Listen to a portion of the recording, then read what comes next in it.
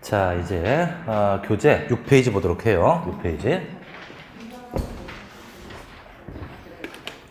6페이지 보시면 이제 용도지역을 구분하고 있다라고 되어 있습니다.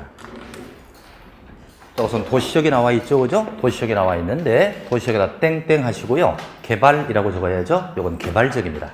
개발적이다.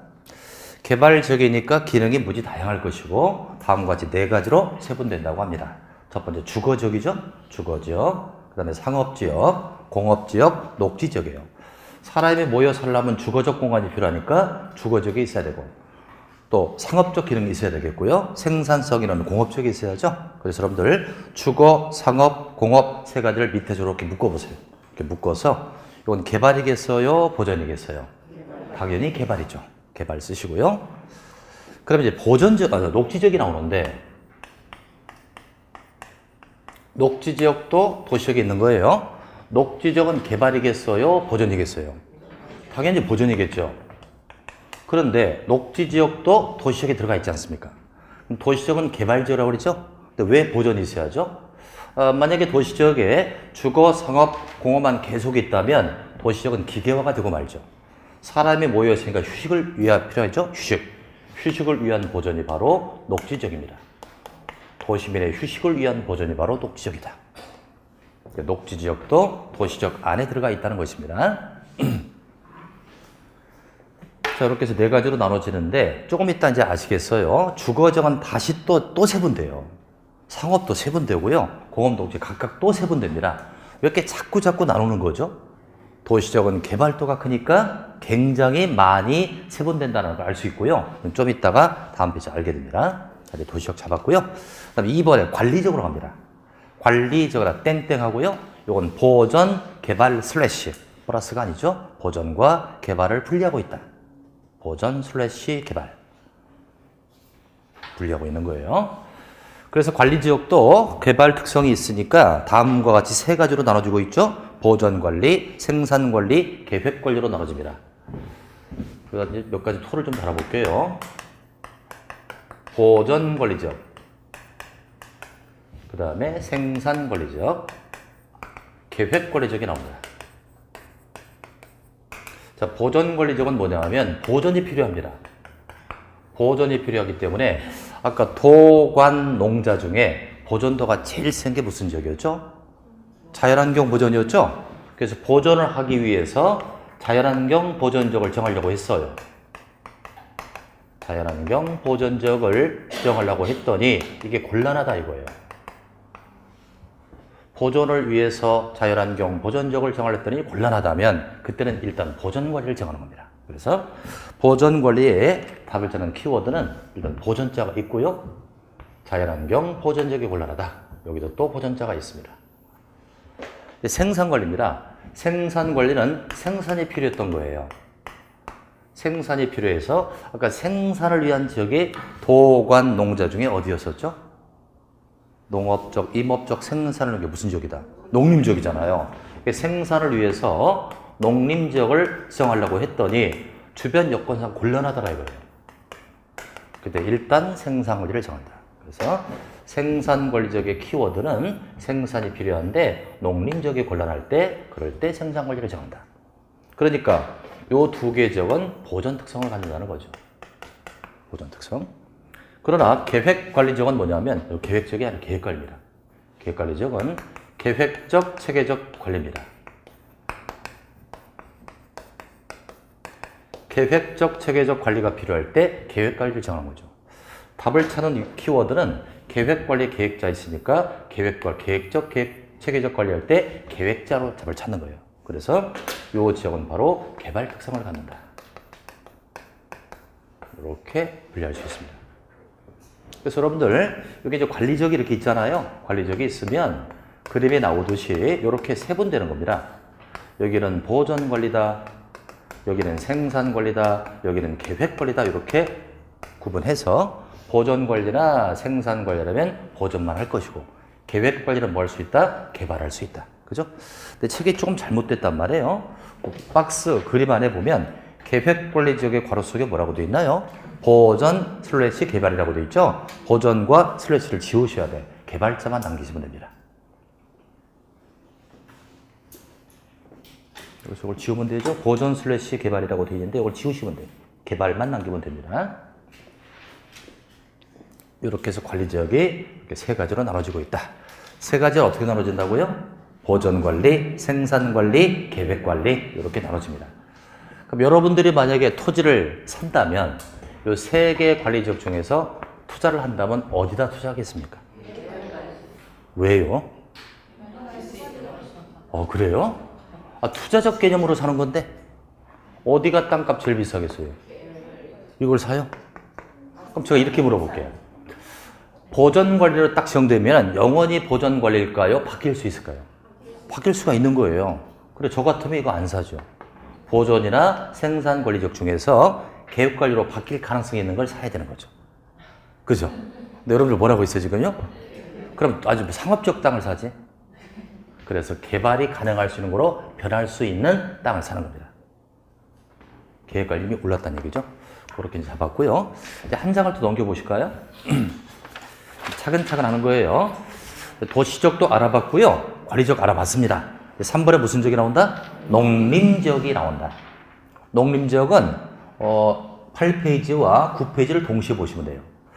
자, 농림지역에는 농지와 산림으로 되어 있습니다. 그래서 이름이 농림입니다. 그래서 농지부터 볼까요? 농지가 어떻게 나눠집니까? 농업지능지역과 농업지능지역 이외로 나눠지고 있죠? 자, 이렇게 정리를 해두면 편할 것 같습니다. 자꾸 새로운 용어가 나오는 거예요. 스트레스 받지 마시고요. 전국에 농지가 있고요. 전국에 산지가 있다. 그럼 농지를 관여하는 법은 농지법이 있을 겁니다. 농지법에 들어가면요. 농지를 두 가지로 이렇게 나눈다고 해요. 제가 편의상 알맹이 농지, 껍데기 농지라고 할게요. 또 산지도 마찬가지로 산지관리법에 적용을 받을 겁니다. 이것도 알맹이 산지, 껍데기 산지로 이렇게 나누겠죠. 그래서 알맹이 농지 이름이 농업지능지역이라고 불러요. 껍데기를 농업지능지역 이외라고 불러요. 어디가 규제가 세겠습니까? 농업지능지역이죠? 이건 농사밖에 못 져요. 이건 껍데기니까 다소 개발도 할 수 있죠. 그래서 예전에 우리가 보통 절대농지라고 불렀던 거 있죠? 절대농지가 농업지능지역입니다. 다소 개발할 수 있는 건 농업지능지역 외입니다. 산지도 마찬가지 알맹이 껍데기로 나누는데 알맹이를 보존할 가치가 있다 그래서 보존산지라고 하고요. 껍데기는 안 그렇다 그래서 준보존산지라고 불러요. 당연히 여기가 규제가 쓸 거고 준보존은 다소 개발도 할 수 있겠죠. 일단 이렇게 딱 나눴을 때 요걸 갖다 이제 알맹이를 끌어모으자. 농업지능지역과 보존산지를 끌어모았습니다. 그래서 이걸 농림지역에 집어넣는 거예요. 농림지역.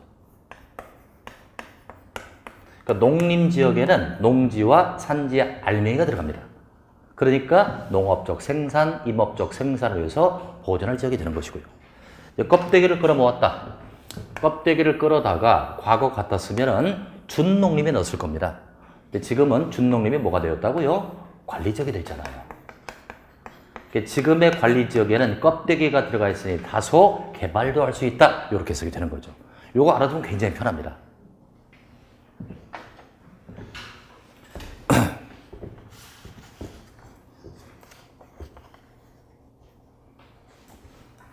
그렇게 필기해 두시고요.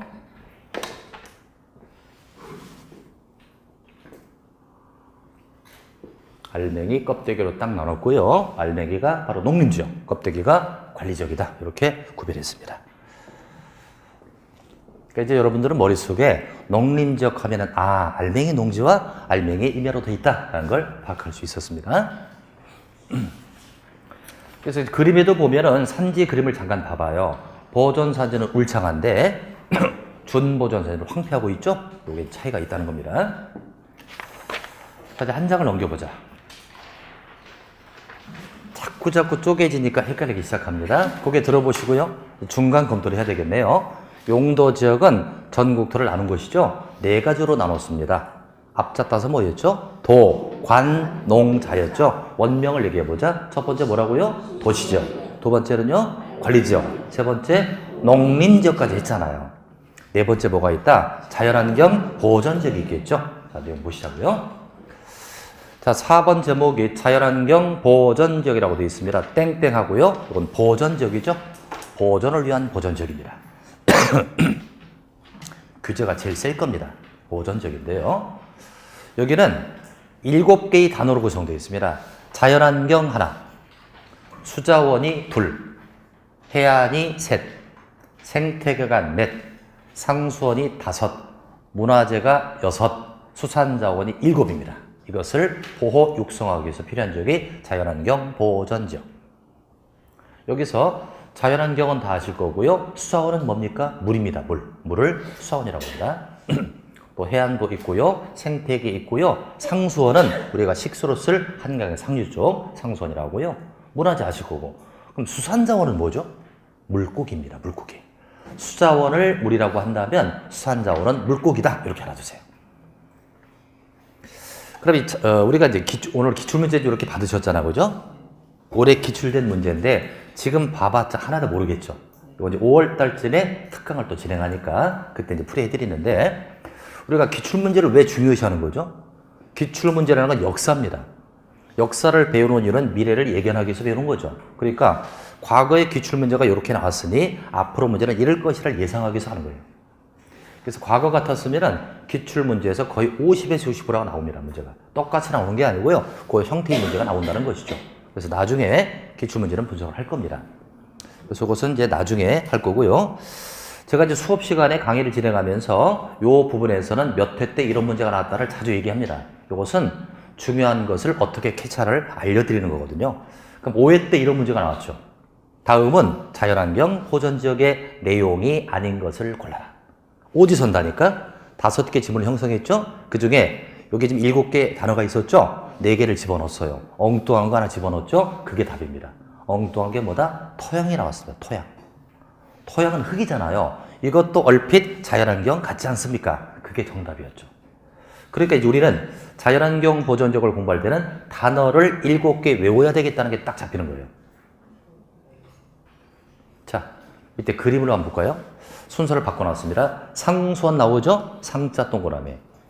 자연환경의 자, 수자원의 수, 해안의 해, 생태계 생, 문화재 문, 수산자원은 고기라고 적어서 물고기. 고기가 수산자원이죠?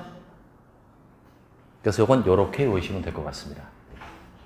앞자 따면 돼요, 앞자. 요걸 하면 안 되는데 요걸 좀 할게요. 쌍 요걸 한번 딱 하고 자, 수, 해, 생, 물고기 누가 먹었냐 이렇게 오면 돼요. 자수해 생물고기를 누가 먹었냐. 이게 이제 앞자 딴 거거든요. 요 자는 뭐다? 자연환경의 자, 수자원의 수, 해안. 요건 생태계.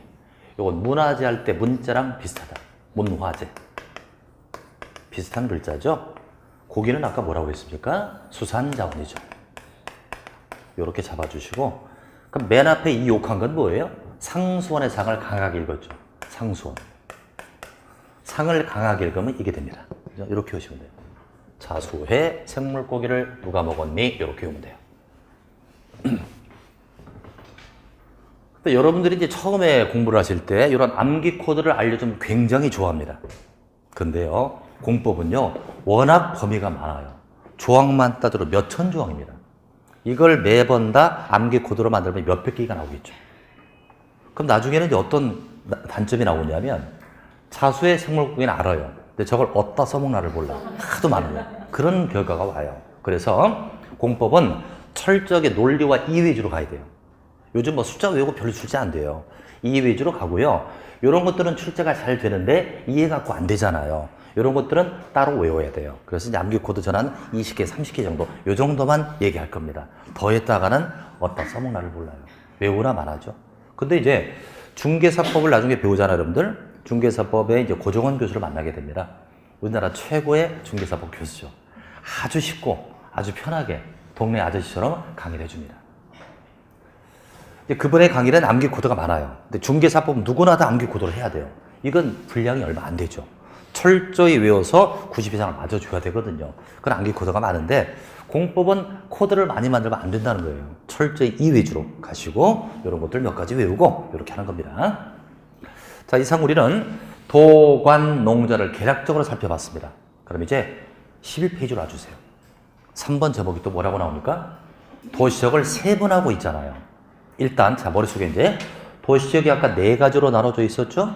주거지역, 상업지역, 공업지역, 녹지지역. 앞대가리 따면 주, 상, 공, 녹이 됩니다. 그렇게 나눴는데 1번 제목 봐요. 주거지역을 다시 또 나누지 않습니까? 와, 자꾸 나누죠? 왜 자꾸 이렇게 나누는 거야? 주거지역은 도시지역 안에 있잖아요. 밀집도가 높습니다. 집을 짓더라도 높게 질 거냐, 넓게 질 거냐, 이게 문제가 발생하니까 그 기능에 맞게끔 또다시 세분한 거예요. 자, 그 다음 이제 우리가 지금 도시지역 중에서 주거지역 합니다. 첫 번째 주거지역부터 정리할게요. 주거지역은 6개로 나눠집니다. 첫 번째 전용 주거지역, 그리고 일반 주거지역, 준주거지역 이렇게. 다시 또 전용주거를 1종과 2종으로 나눕니다. 1종 전용주거, 2종 전용주거. 또 일반주거를 다음과 같이 세 가지로 나눈다. 1종 일반주거, 2종 일반주거, 3종 일반주거 이렇게. 준주거는 세분되지 않습니다. 이렇게 토탈 몇 개예요? 하나, 둘, 셋, 넷, 다섯, 여섯. 6개로 또 다시 세분되는 거예요. 밀집도가 크고 기능이 다양하니까 그렇습니다. 그럼 여러분들 흔히 전용주거다, 일반주거다 들어는 봤잖아, 그죠? 이제 구체적 들어가는데 그림에는 제목만 나와 있거든요. 전용주거와 일반주거의 차이점. 전용주거는 반드시 양호한 주거환경을 보호한다는 표현이 나와요. 양호보호가 나온다. 양호한 주거환경을 보호한다 이 말이 나와요. 양호보호. 반면에 일반주거는 편리한 주거환경을 조성한다. 그래서 편리와 조성이 나옵니다. 편리한 주거환경을 조성한다. 이 단어를 갖고 답을 찾는 거예요. 문장이 길으니까. 전용주거는 양호보호, 일반주거는 편리조성입니다. 그럼 이걸 다시 또 1종, 2종으로 나누지 않습니까? 이렇게 나누는 것은 숫자가 클수록 높이는 높다고 보세요. 그래서 1종 전용주거는 단독주택. 단독주택의 양호한 주거환경을 보호한다. 2종은 공동주택입니다. 공동주택의 양호한 주거환경을 보호한다라고 되어 있죠. 바로 올해 시험입니다. 29회 시험에 이런 문제가 나오죠. 다음 중 아파트 입지가 가능한 지역이 어디냐? 어디겠어요?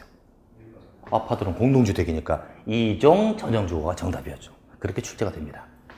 자, 그 다음에 이제 일반 주거는 편리한 주거환경을 조성하는데 1종, 2종, 3종으로 할수록 숫자가 클수록 높이는 높다. 1종은 저층, 저층의 편리한 주거환경을 조성한다. 2종은 중층, 3종은 중고층입니다. 중고층의 편리한 주거환경을 조성한다. 이렇게 되어 있거든요. 이 단어 갖고 답을 찾는 거예요. 이제 준주거 나옵니다. 요거는 이제 주거 기능이 일단 있겠죠? 준주거 그랬으니까 주거 기능이 있고 이름에 준자가 있으면 반드시 상업과 업무가 추가된다. 상업과 업무가 추가되는 곳이 바로 준자가 들어갑니다. 그러니까 준주거지역 하면 주거 기능을 위주로 상업과 업무 기능이 보완되는 것이 바로 준주거가 되겠습니다. 이렇게 그 옆에다가 표시를 좀 해두시고요. 나중에 이제 기본서를 받으면 이걸 도표로 빡빡하게 막 며칠씩 써 있거든요. 그걸로 읽으면 머리가 아파지니까 핵심 용어를 갖고 답을 딱딱 찾는 거죠. 그렇게 정리했습니다. 도시지역 중에서 주거지역이 6개로 일단 나눠졌고요. 한 장 넘겨보자. 12페이지죠. 상업지역이 나올 거란 말이에요. 상업. 상업지역은 4가지로 나눠지는군요. 중심상업, 일반상업, 근린상업, 그리고 유통상업 딱 4가지. 그래서 상업지역입니다. 상업지역은 4가지. 중심상업, 일반상업, 근린상업, 유통상업이죠. 우리가 이제 어차피 상업지역 하면 시내 중심부라고 볼 수 있어요. 이 중에서 가장 중심상업이 바로 중심상업이죠. 중심상업지역은 거기 뭐라고 나오나요? 도심, 부도심이라고 나오죠? 도심, 부도심의 상업기능이에요. 그러니까 이건 시내 한복판이라고 볼 수가 있겠습니다. 그 다음에 일반 상업은 일반적인 상업기능이 더 있죠? 일반자 그대로 들어가고요.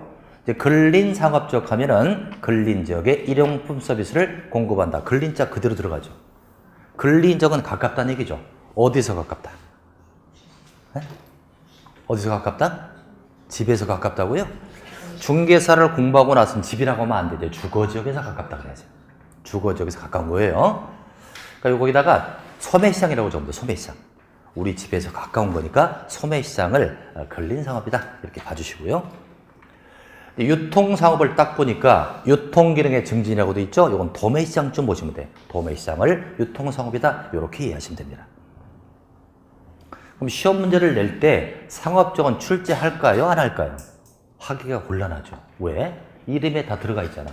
일반 상업은 일반 들어가고 근린은 근린 들어가고 유통은 유통 들어가니까 출제가 거의 안 되는 거예요. 그래서 종류만 알면 돼요. 상업적 네 가지 이름이 어떻게 된다? 중심상업, 일반상업, 근린상업의 유통상업이 되겠습니다. 자, 이제 공업적 보겠습니다. 공업적은 세 가지로 나눠집니다. 전형공업, 일반공업, 준공업이 나오죠. 거기다 이제 토를 달아두시기 바랍니다. 전형공업, 일반공업, 준공업인데 이름만 딱 들어도 어디에 공장 넣은 공장이 있을까요? 그렇죠. 전형공업은 공해성 공업을 갖고 답을 찾는 거예요. 공해성 공업이 있는 것이 바로 전형공업. 일반공업은 일반적 공업. 일반자 그대로 들어가죠. 일반적 공업입니다. 이제 준공업이 나오잖아요. 준공업이 나오니까 일단 공업 기능이 있을 거예요. 경공업을 위주로 하여. 자, 준자 있으면 무슨 기능이 있다고요? 상업과 업무가 추가되는 겁니다. 상업, 업무 이렇게. 준공업은 경공업을 위주로 상업과 업무가 추가되고 있다. 이렇게 준자가 있으면 상업과 업무가 추가되고 있다는 거죠.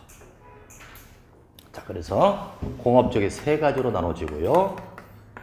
상업이 네 가지로 나눠집니다.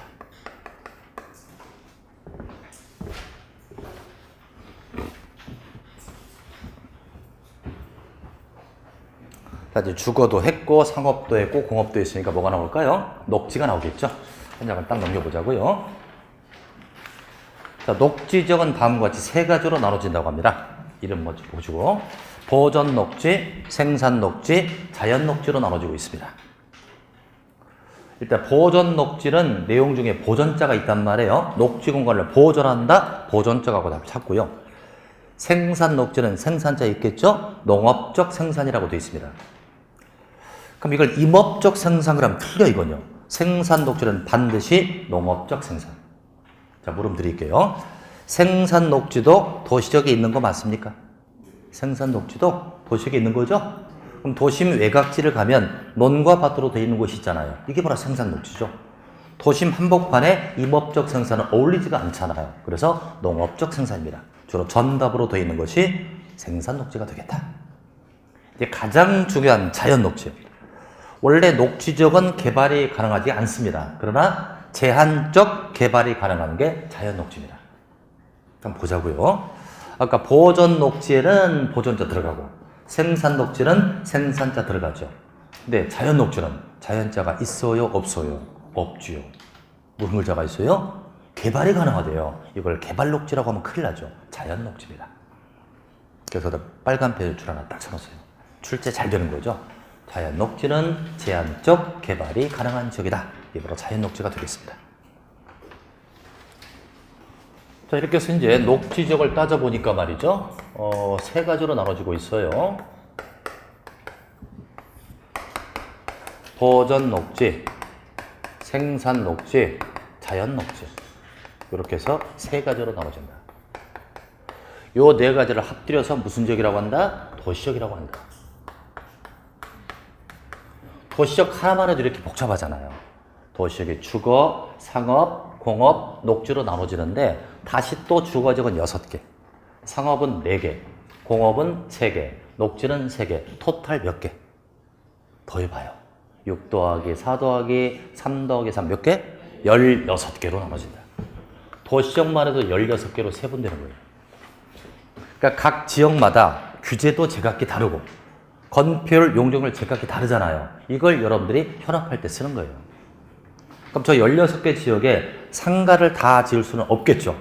상가가 가능한 지역이 있겠죠. 이런 지역별로 행위 제한 이런 것들을 나중에 공부하게 되는 겁니다. 현업을 할 때 16개 지역을 가지고 여러분 현업한다라고 보시죠. 자, 그럼 여러분 봐요. 도시지역이 16개였죠? 그 다음에 관리지역이잖아요. 관리지역이 몇 가지로 나눠졌다? 보전관리, 생산관리, 계획관리 3개로 나눠졌죠? 농림지역이 있었잖아요. 농림지역은 3분 된다 안 된다? 안 되니까 1개밖에 없잖아요. 그 다음에 자연환경 보전지역이 있네요. 이것도 3분이 안 되니까 1개밖에 없잖아요. 그렇죠? 그래서 이제 도, 관, 농, 자를 합들여서 용도지역이라고 하는데 토탈 용도지역은 몇 가지로 나눠진다? 16개에다가 3개 더하고 1개 해서 21개로 나눠진다. 이렇게 나눠집니다. 여러분들이 앞으로 21개 지역별로 규제는 어떻게 하는지, 용적률은 얼마인지 이걸 제각기 공부를 하게 되는 것입니다. 꽤 내용이 많겠죠, 그죠? 그래서 국토법률이 이렇게 복잡한 거예요. 지금은 살짝 맛을 보여드렸잖아요. 그죠? 1월 달부터는 교과서를 가지고 자세히 공부하겠죠. 그러니까 어려울 것 같아요? 쉬울 것 같아요? 어려울 것 같아요. 어려울 것 같지만 불가능할 것 같아? 가능할 것 같아? 가능할 것 같아. 자신감을 절대 상실하지 마시고 저하고 함께 하나씩 풀어나가면서 공부를 하도록 합니다.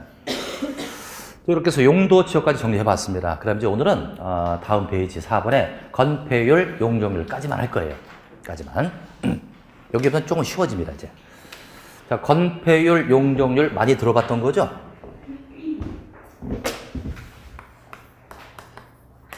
건폐율 그리고 용적률 어떤 게 높이 개념 같습니까? 높이? 용적률은 높이 개념이죠? 그럼 건폐율의 공식을 적어보면 이것은 대지 면적분의 건축 면적이에요. 대지 면적분의 건축 면적. 되게 건폐율은 퍼센트의 값으로 나오기 때문에 곱하기 100을 해야 퍼센트로 나오겠죠. 용적률은 대지 면적분의 연면적이라고 합니다.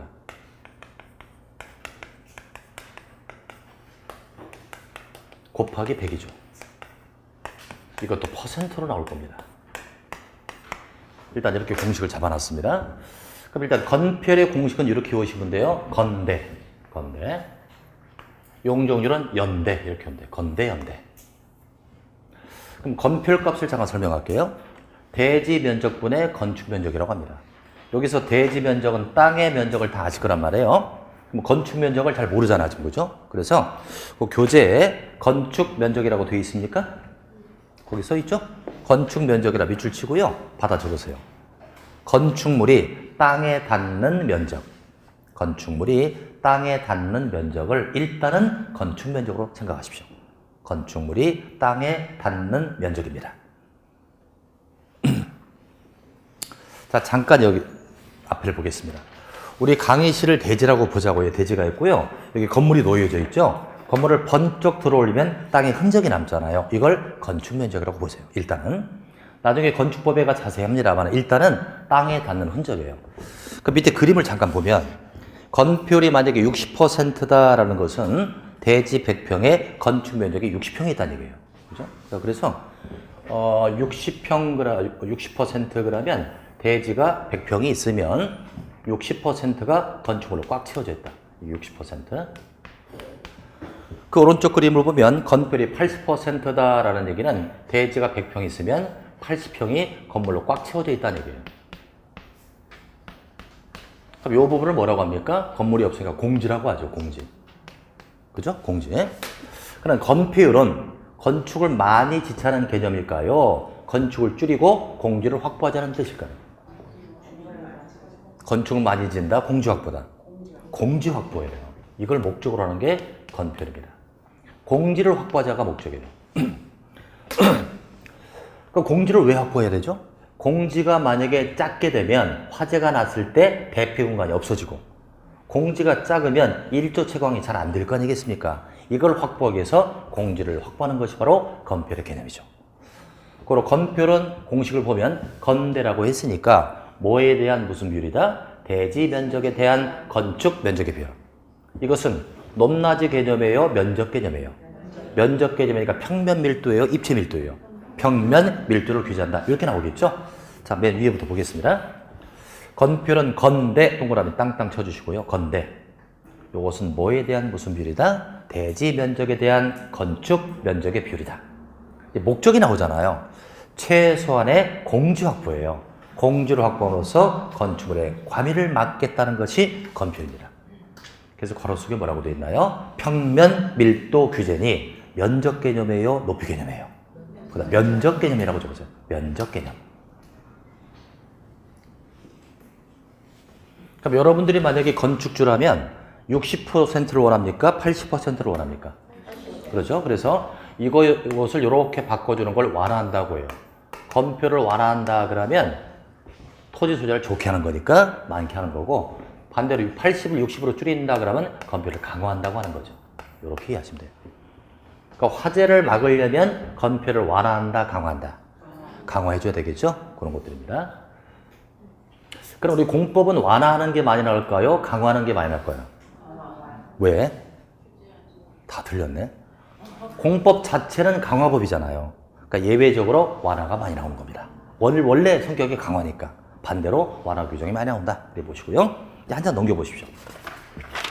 용적률이 나올 겁니다. 용적률은 연대라고 있습니다. 뭐에 대한 무슨 비율? 대지 면적에 대한 연면적의 비율. 그럼 연면적을 잘 모르잖아요. 그죠? 연면적에다 줄 딱 쳐놓고요. 뜻을 좀 적자.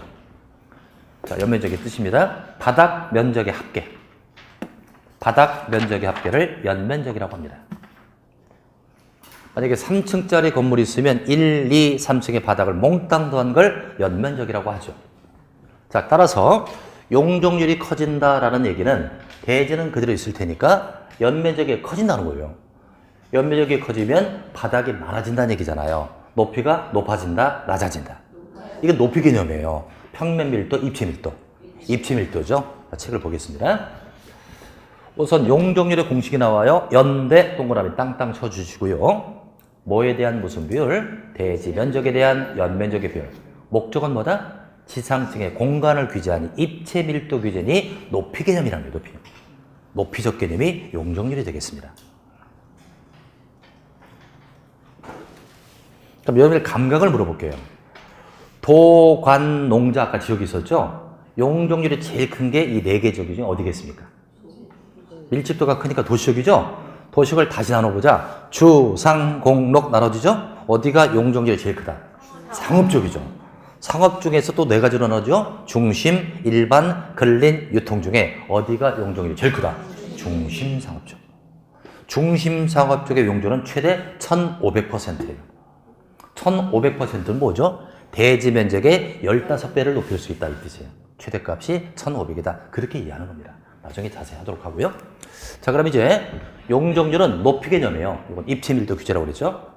근데 건폐율하고요, 용적률은 태생이 전혀 달라. 이건 일본산, 일본에서 만들어진 개념. 이건 미국산이에요, 미국. 미국에서 만들어진 개념이에요. 일본 애들은 크고 널널한 걸 좋아하지 않아요. 작고 보석 같은 걸 좋아해요. 그래서 일본 애들은 아파트를 가면요, 우리나라는 평수가 넓어야 좋아하잖아요. 일본 애들은 15평, 13평. 딱 들어가잖아요. 아주 공간을 타이트하게 만들어 놓고요. 심지어는 15평 아파트에 화단까지 만들어요. 수족관도 만들고 이쁘고 아름답게 꾸밉니다. 그런 의미에서 건폐율이 만들어진 것 같고요. 용적률은 미국에서 만들어졌는데 1962년도죠. 뉴욕 신시가지.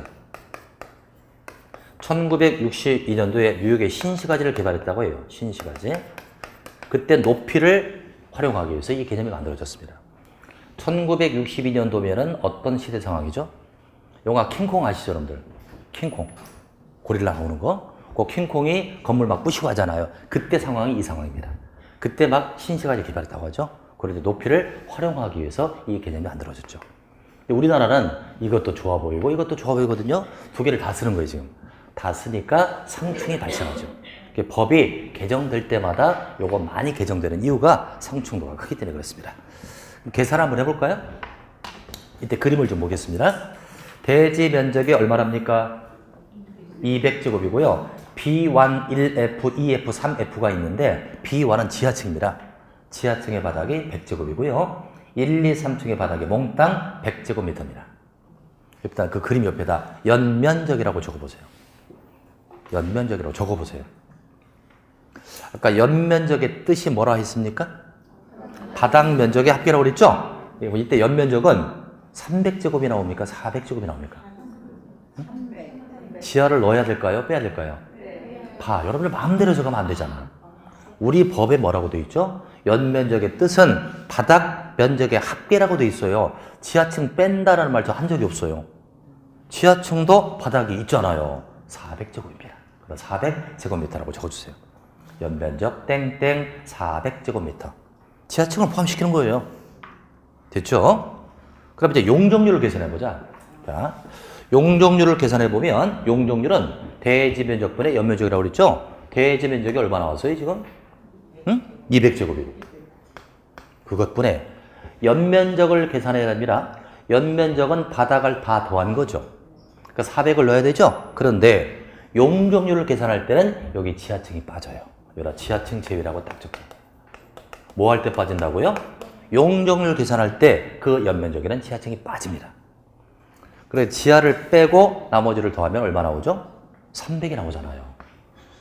거기다가 100%를 곱해주니까 150%가 정답이죠.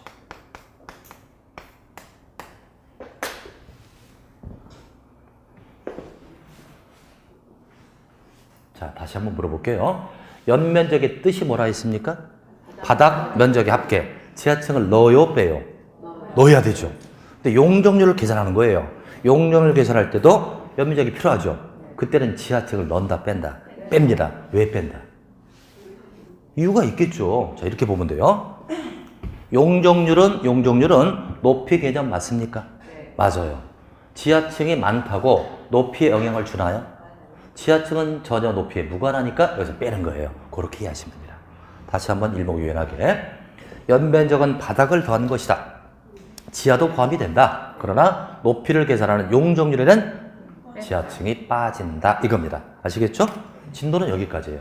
책을 딱 덮고요. 이제 오늘 공부한 것이 꽤 많은 듯 생각이 됩니다. 근데 그렇게 많은 걸 공부한 것 같지는 않습니다.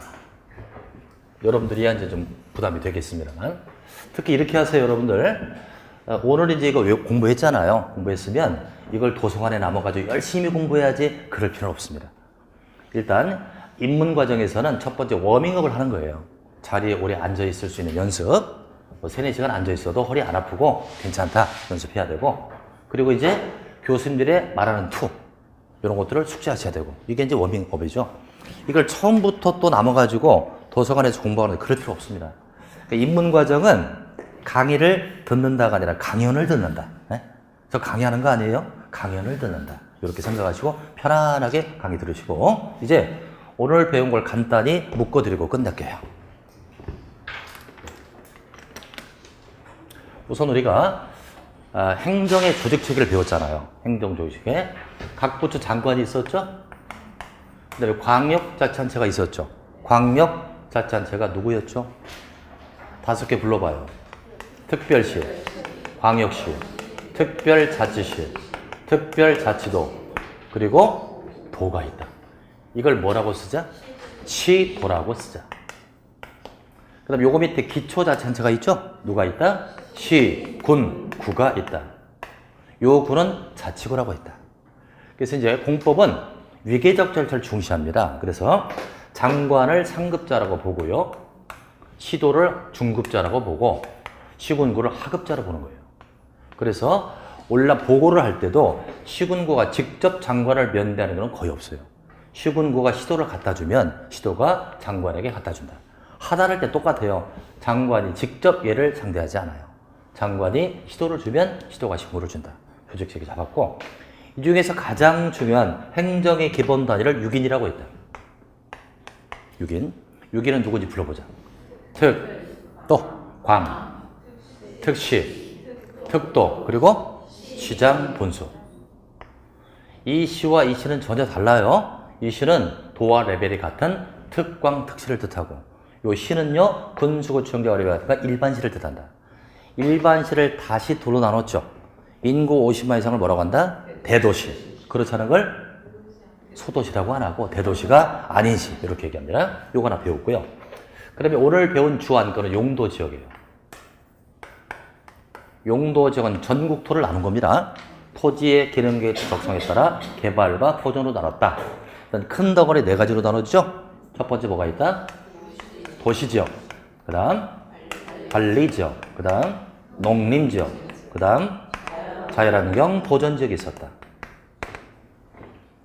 이 중에 도시지역은 개발지 맞습니까? 세분되죠? 어떻게 세분된다? 주거, 상업, 공업, 녹지.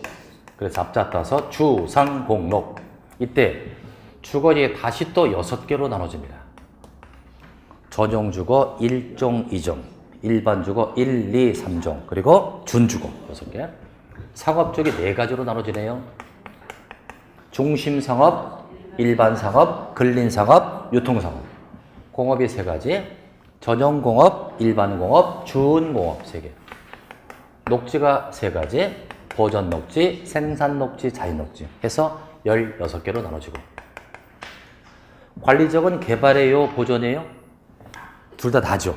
보전 / 개발이었죠? 그래서 3가지로 나눠지는데 어떻게 나눠진다? 보전관리, 생산관리, 계획관리. 이렇게 3가지로 나눠진다. 요거 2개는 보전 특성, 요건 개발 특성이다. 농림지역은 보전지역이죠? 무엇을 위한 보전이다? 생산을 위한 보전이다. 여기에 들어가면 무슨 땅이 있다고요? 농지와 임야로 돼 있다. 농지는 알맹이에요, 껍데기예요? 알맹이. 이름이 어떻게 되죠? 농업진흥지역. 산지 알맹이는요, 보전산지로 돼 있다. 자연환경 보전지역은 보전지역이죠? 단어 몇 가지가 있었죠?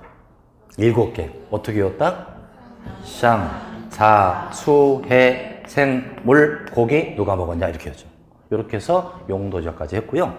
이제 용도적인 토탈 다 따져보면 21가지로 나눠진다. 21개 지역별로 규제도 제각기 다를 거고 건폐율, 용적률이 다를 것이다. 그래서 우리는 건폐율, 용적률까지 했습니다. 건폐율은 건대, 대지 면적에 대한 건축 면적 비율. 평면 밀도 기준이 면적 개념이다. 용적률은 연대, 대지 면적분의 연면적. 높이 개념이니까 입지 밀도를 규제한다. 이렇게 배웠습니다. 그죠? 오늘은 여기까지 합니다. 오늘 굉장히 어려웠죠? 수고들 하셨고 다음 주에 뵙도록 하겠습니다. 수고하셨습니다.